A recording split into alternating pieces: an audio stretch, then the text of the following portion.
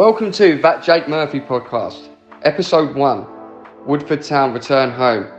In today's podcast, I speak with Lloyd Duddridge, a Woodford Town supporter, about the rise of Woodford Town and how their move to Ashton Playing Fields is coming along.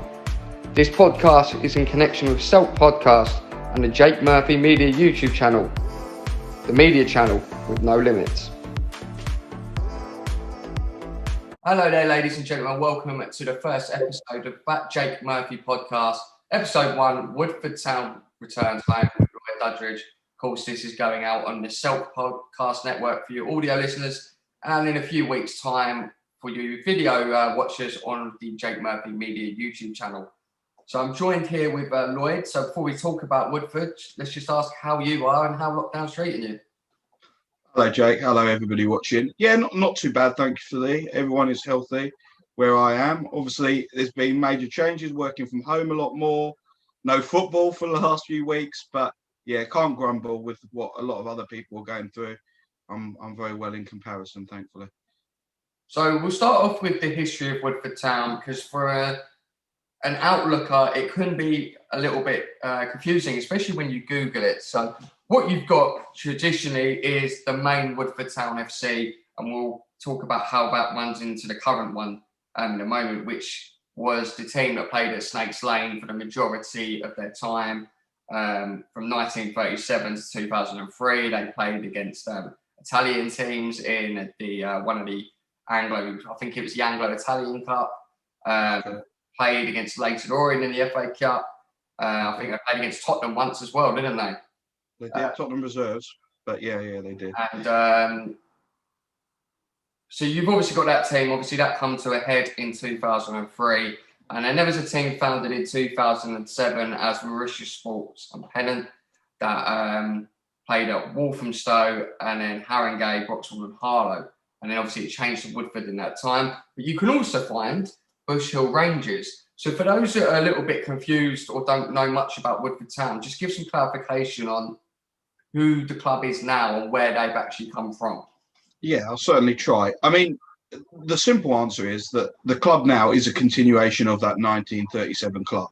The club of Snakes Lane, the club of Jimmy Greaves, the club of the Anglo-Italian Cup and the FA Cup. So the club that hopefully people will come and watch in the future once we get back after lockdown is a continuation of that club. I mean, obviously, there were the club formally went into liquidation in 2003. It already by then been sort of ground hopping and spending a lot of time playing games in Clapton. So Snakes Lane had finished in 1993. What we have here is Mauritius Sports was a club in the Essex Senior League that decided to go under the Woodford Town banner with new management and a new focus. The club then refounded as Woodford Town 2017. But since then, there's been an agreement with the FA and obviously with the club that it will become a continuation of the former Woodford Town. So it's slightly confusing in the past, but hopefully in the future, far more simple in that this is the club of 1937, the club of Woodford Town of years gone by. So when you actually become Woodford Town officially, it was at the time it was under Woodford Town 2017, I believe. And your first season there was actually at Broxbourne as your first season as Woodford. And then you come to Harlow and then you had a season. Then I think it was another season, the season that never was. And then you played a few games there this year whilst getting your new ground at Ashton Playing Fields.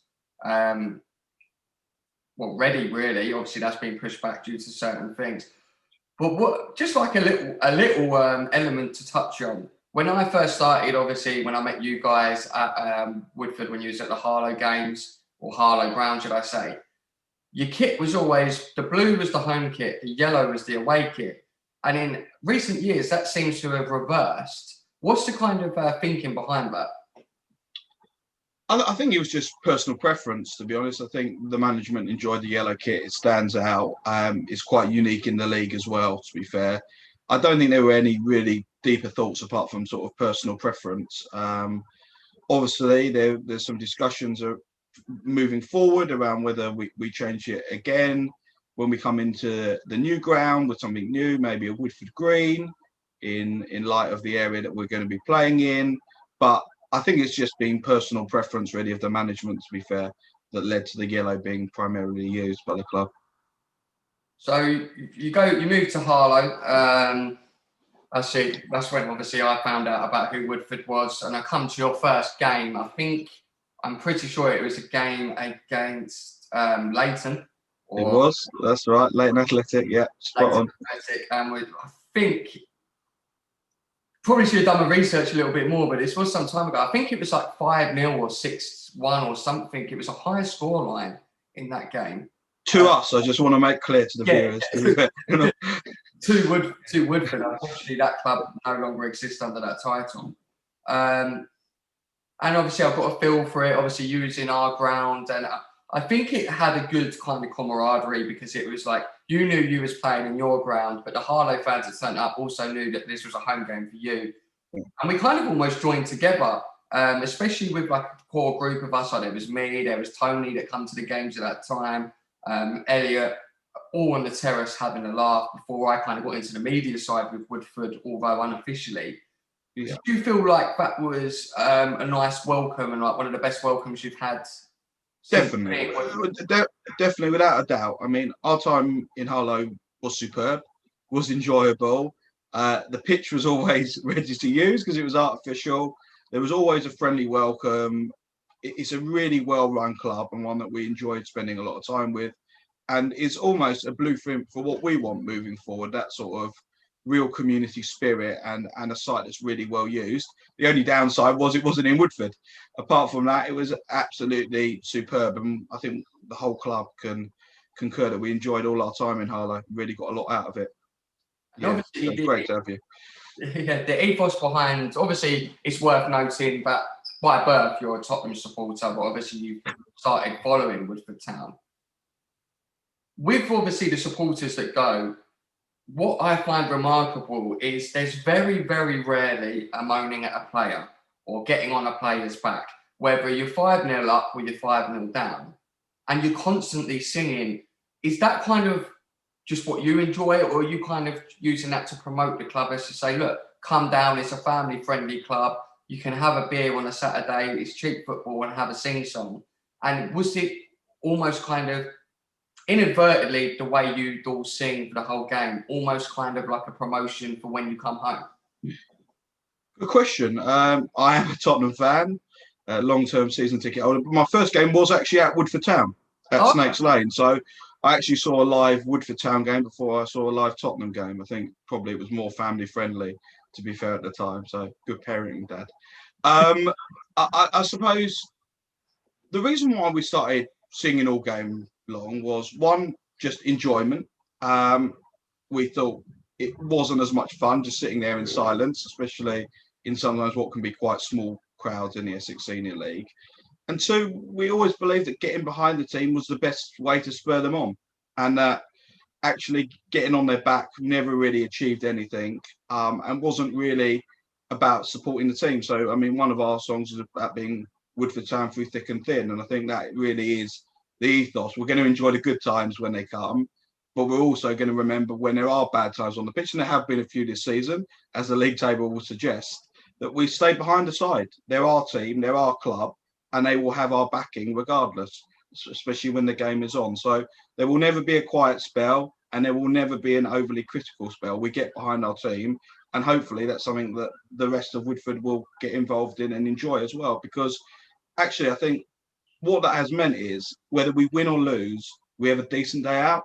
We have a laugh at the football. It's a good atmosphere. It's a good laugh. It's positive. And of course, you rather win than lose, but you still get something out of it, even when you do lose. So, yeah, hopefully that's an ethos that will continue and be embraced by people in Woodford. Now, we'll move off the pitch, right, from on the pitch to off the pitch. Obviously, there was unfortunately lockdown pursued, and there was meant to be kind of an open day at the new site for Ashton Playing Fields. Seeing the stadium, obviously, you can see in my picture there's like the seats at the back for those that are watching on YouTube. So, kind of give people almost like a lowdown of what it took to get to that stage for for the stadium to be where it is, and how far you've got to go until it's playable and ready for the first team? Okay. So the truth is, it took a hell of a lot. I mean, it took a lot of lucky breaks. It took a lot of being in the right place at the right time. So I called Tony Scott, the chairman, back in 2017. I was then a local councillor in Woodford, a local Labour councillor on Redbridge Council, gave him a call and said, look, I've seen this all Woodford Town Football Club. I used to watch Woodford Town. It was the first club that I watched. I always had a dream, and to be fair, so did my dad, who's also a Woodford man, of we used to walk past the Snakes Lane ground, because you need to walk past the Snakes Lane ground to get to the station. So it was a regular part of our day, and there was a sort of like echoes and ghosts of those goals that never happened, and those crowds that never had a team to get behind. And just that empty shell of a ground was a real sadness. And it was always an aim to try and get Woodford Town back. Obviously, that takes a bit of money and a bit of focus, and we didn't have that at the time, but it was always a dream. So I called Tony up as a local councillor and said, look, would you like to get Woodford home? He said, yeah, I would actually. That'd be great. So we went from there. The initial plan was to go back to Snakes Lane, but for a number of different factors, mainly that we wouldn't really be able to grow the club. There's no room for growth on that site, because those that know it, it's very much in a residential area. We didn't go down the Snakes Lane route. We went to Ashton's, and what we had was a really supportive local council. And I don't think any football club can really do this unless they're very wealthy and at the sort of upper echelons of the football pyramid rather, without a really supportive local council or local politicians to get behind it. So we had a leader of the council in Jazz Athwell that really always believed in the dream of bringing Woodford home, believed it would be good for the residents, and backed us all the way. So committee meetings in and committee meetings out, lots of progress made and then lots of progress hampered, and a lot of good people pulling in the right direction.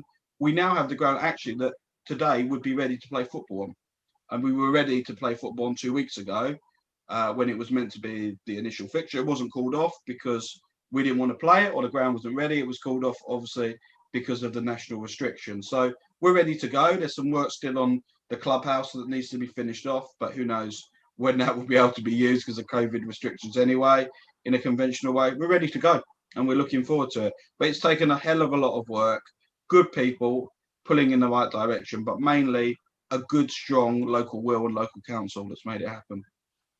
So is the emphasis almost really gone from we want to stay in the Essex Senior League because we don't want to get relegated to we need to stay in the Essex Senior League in order to warrant the new stadium and the upkeep of it? Because as you know, the lower you go down, the less fans you'll get. And obviously, I'm assuming for the stadium to almost pay for itself, you need to be starting to climb the leagues, get more fans in, and it kind of pays for itself, if that makes sense. Look, we want to stay in the Essex Senior League because you never want to go down. You want to stay where you are. You want to progress. I don't think there's that real financial pressure on the club in the same way. I mean, with the best will in the world, the Essex Senior League is not the Premier League. You know, it's not like you're then relying on the parachute payments when you go slightly down. We notice it as aficionados of the Essex Senior League, but a lot of other people who are coming to their first game at Woodford Town probably wouldn't know the difference between the Thurlow Nunn and the Essex Senior League, and I wouldn't expect them to. So, look, there's pressure on us as a football club to want to be the best that we can be, and obviously we want to progress, and that means staying up. But I don't think any of the other more financial pressures actually have much of a basis, really. I think we'll be fine off the pitch. We're in good financial hands. We've got good backers. We're a good, secure club that will be what we are, whether we're up or down. But obviously, I hope that we will be still in the Essex Senior League next season. And I see no reason to think we won't be. So we go to August 2020. Hopefully, COVID's sorted out by then and the restrictions are sorted out. Yeah. So whether that's step 5 or step 6, what kind of promotions and schemes are you running with the local community to get the community to back you? Lots. I mean, we want to work with schools. We want to make sure that it really is a club from Woodford for Woodford that brings in the whole of the community. We want to do things like bring together a walking football element of the club. So people who may not necessarily have the fitness or the age on their side to play for Woodford Town can still feel part of the club. I know that Trevor from our managing committee has spoken to the major housing estate in the area, the Orchard Estate, and really wants to reach out to them, provide football programs. We've already got a successful soccer scheme for children at the moment that we want to broaden out, but it's already running well. And we really want to make the most out of the site for the community because it was paid for by the community, and we will always recognise that actually we've got a debt to pay back, not necessarily on the pitch with success, but off the pitch with how we interact with the community.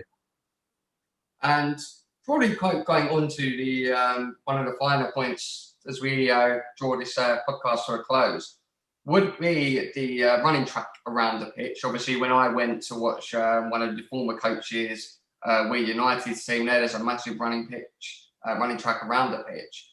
Obviously, your fans are quite noisy and like to get close into the action.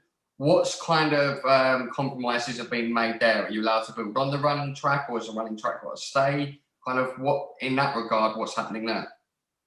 I mean, very much the running track is going to stay. I mean, we bought into this as a partnership with the athletics club that compete at a really significantly high level at the moment, and the stand helps them out as well, which is great. We knew that from the start. To be honest, I had initially had some fears about the running track. I thought it would feel a lot further away than it is. Having been down there again this week, the stand is in a decent place. There's also a railing fence in front of it, so you can step forward and lean on that. I mean, look, there's compromises that need to be made. We're in the Essex Senior League, right? Again, we're not in the Premier League. We're dealing with public bodies that need to maximise the use of the stand. Would we, in an ideal world, not have a running track? Probably. I think most football clubs would agree with that. But do we understand that it's a necessary condition? Yes, and we're going to make the most out of it. And I think once fans come down, they'll adapt quite quickly because it's not that far away. I'm sure I'm sure the players will still heal the fans. We will certainly try and make sure that is the case. We haven't failed yet. And I think you just adapt and you get used to it. And actually, there's a lot of people watching higher class football a lot further away in upper tiers. That are paying a lot more money than a fiver to come and see Woodford Town. So actually, I think we'll get used to it, and I think we'll enjoy it, and we'll be home, and that's the main thing, really. So, lastly, obviously, thank you for coming on, Lloyd. But lastly, if people want to come to watch one of the games, obviously we don't know exactly when they'll be. There's rumours that the first games in the Essex Senior League will be back on the 5th, if the restrictions get lifted on the 2nd. Yeah. But how can they keep in touch with Woodford Town and get themselves down to a game? Great question. We think probably our game will be the second week back, so it'll probably be on Friday the 11th, because we try to have games on Friday evenings, our home games, so they don't clash with other football that people might want to watch on the telly. They're sort of Premier League or league clubs that otherwise they might want to watch on the weekend. So it'll probably be Friday the 11th. Follow our Twitter at Woodford Town, get involved. It's got a sort of light-hearted, bantery feel to it, done by a guy called Neil Day, who's a real sort of aficionado of non-league and well known by many clubs. There's a website, just type Woodford Town into Google and it will quickly come up. So follow us on social media, come down to the game, and as I always say, follow the noise. You'll be sure to hear us as soon as we're back. So follow the noise, get involved, be part of your community club, and I'll tell you what, you will enjoy it, because as I'm sure you'll agree with Jake, once you go to that first non-league game, you really get the bug, right? It's hard to tell what it will be like on your first game, or how much is it a step above park football. What is it really like? Will it be really quiet and dead? And you know what? You get that bug, and you really get behind your team in the same way you do behind any team at whatever level, especially when they represent your community. So like I said, there's going to be space for all types of fans at Woodford. If you want to be a quiet fan and sit there with your drink and a burger, fine. If you want to be a stato and you want to come down and you want to note down every goal that we've scored, fine. If you want to be like me, a madman on a Friday night who wants to sing songs that are usually Motown inspired, getting behind Woodford Town, you'd be more than welcome. Everybody's going to be welcome at our club, and it's going to be a fun place to be. Well, that's fantastic. So, ladies and gentlemen, that's all we've got time for today. But make sure you do head over to a Woodford Town game when you can, especially on a Friday night. You're not actually going to miss your Saturday clubs. So, obviously, that's been Lloyd Duddridge, who's the guest. So, thank you very much for coming on. No problem, Jake. And it's been that Jake Murphy podcast in conjunction with the Jake Murphy Media YouTube channel and the Selk Podcast Network. So, until next time, goodbye.